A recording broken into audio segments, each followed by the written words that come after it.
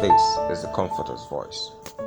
Hallelujah. God bless you. This morning we have come again to share from the table of the Lord. This is the Comforter's Voice to us this morning. And our message continues with that series, the crown of the year. The Lord said He's going to crown this year for you with His goodness. And how shall He crown this year? It is by His divine visitation. We have seen the different reasons why the Lord, we are going to see the different reasons why the Lord will crown the year for you with His goodness. Why must He crown this year for you with His goodness? Genesis chapter 18 from verse 12 to 14. Genesis 18 from verse 12 said, "Now Abraham and Sarah were old and well stricken in age, and it ceased to be with Sarah after the manner of women. Therefore Sarah laughed within herself, saying, After I am waxed old, shall I have pleasure, my Lord being old also? And the Lord said unto Abraham, Wherefore did Sarah laugh, saying, Shall I of a surety bear a child, which I am old? Is anything too hard for the Lord? At the time appointed, at this time appointed, I will return unto thee, according to the time of life, and Sarah shall have a son at the time appointed, according to the time of life. I will return unto you." May God return to you this end of the year. The fact here is that these people are old. They have spent time. Time has rolled out of their lives, and it seems that all hope is gone. Just like some of us have walked and labored and prayed and offered sacrifices and did a lot of things from January till this time of the year. And now we're in December, it seems like all hope is going. If it didn't happen all this year, all these months, all this period, when is it going to happen? God said He will visit you and He will crown your year with His goodness. Why is this necessary? What are the necessities of this divine visitation? Number one, divine visitation is very, very necessary because He has decided to fulfill your expectations. God will visit you because delayed expectation of the righteous must be released. In Proverbs chapter 23, from verse 18, the Bible said, "Surely there is an end, and the expectation of the righteous shall not be cut off." Surely there is an end.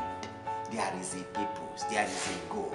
There is something the Lord has spoken about you this year, and that expectation shall not be cut off. That is why you should expect Him. Till the last point of this year, expect Him. Even to the last minute of this year, believe God. Expect it. Abraham did not believe. Did not know. Sarah did not even know. But when Sarah saw that it has become too late, and she has become very old, the promise was repeated and she laughed. He said, who will tell Abraham that I will be able to be at this age? It's over now. It's over. Don't say it is over, because it's not yet over. The Lord said the expectation of the righteous shall not be cut short. That is one of the reasons why you should expect divine visitation this year, because you are a child of God.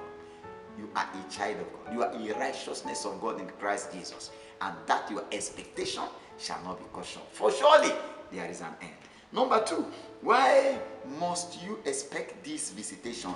It is necessary that the Lord shall reward the faith of the righteous. Why? Because the Bible made us to know that He is a rewarder of those who diligently seek Him. He rewards the faithful, and He made us to understand in the scriptures that even the reward of the faithful shall not be cut short. In the same Proverbs chapter 24 verse 14, I would like you to look at it in your Bible. Proverbs 24 verse 14, He repeated it in a different way. He said, "So shall the knowledge of the wisdom be unto thy soul. When thou hast found it, then there shall be a reward, and thy expectation shall not be cut short." There shall be a reward. There shall be a reward. For your prayers, there shall be a reward. For your sacrifices, there shall be a reward. For your offerings, for your tithes, for your evangelism, for the souls you have won, for the investments you have made in the kingdom, there shall be a reward. And you know, God's word cannot be broken. If God said he's a rewarder, it means he cannot owe any man. You cannot serve God in this way. You serve him this year, and he will not fulfill his word. This is the reason why he will visit you. He will visit you. Expect it, and it shall come to pass in the name of Jesus Christ. I will give you an illustration of a man in the Old Testament, a man of God known as Obed-Edom. You will read the story of Obed-Edom in many passages in the Bible. One of them is in 2 Samuel chapter 6, verse 10 to 12. You read it in 2 Samuel chapter 6, verse 10 to 12. You will also read the story of Obed-Edom in 1 Chronicles 26, verse 4 to 8. Obed-Edom was that man when David went to carry the ark of God, and he carried it wrongly, and the ark slew Uzzah along the road. Everybody ran away, deserted the ark, including David. Later David thought about it and then sent the ark to the house of an old Levite, a poor man, a servant of God, who lived around that vicinity. Even if he dies, who cares about the death of an old poor man? Who cares about the death of a dog? Therefore, let him carry the object that is killing people this time. They dropped it in Obed-Edom's house. Whether it wipes away his family entirely, nobody cared. The king rode on his horse to his palace. And now, Obed-Edom, the servant of God, in his sincerity of heart, continued to serve God.